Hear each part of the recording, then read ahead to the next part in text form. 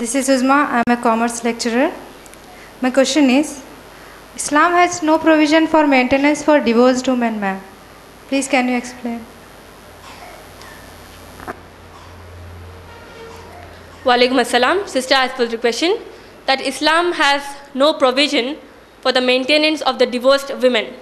This is one of the misconceptions, because as I have already stated in my talk under the legal rights, that the maintenance of the women, that is compulsorily to be undertaken by a man throughout her life, and I have listed the various aspects of the woman. If she is an infant, the responsibility, financial responsibility, and even all other responsibilities of the child, female child, that will be on the father. If she is not having a father, then the responsibility on brothers. And if the brothers, they are too young, then the responsibility on the paternal grandfather and uncles. If she is married, then the responsibility on the husband.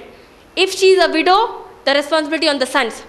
Coming to your question, if she is a divorcee, there is no maintenance, as you said.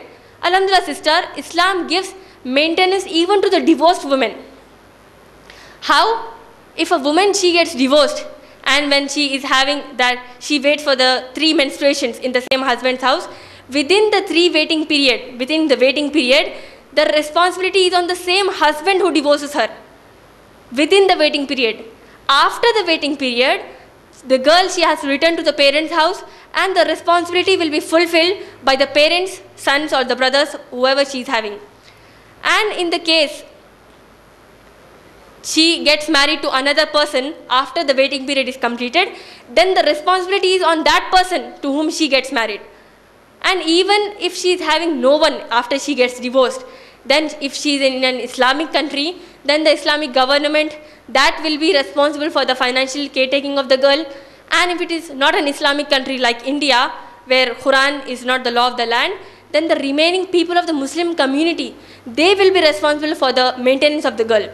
So alhamdulillah, sister, nowhere throughout the life of a woman, through any phase of a woman, she is not independent. She is dependent on the men for her financial needs. She need not be dependent on herself. She needs to go out and strive for her own. If she wants to do a job, alhamdulillah. But financially, she is supported by a man in every phase of her life. I hope I answered that question.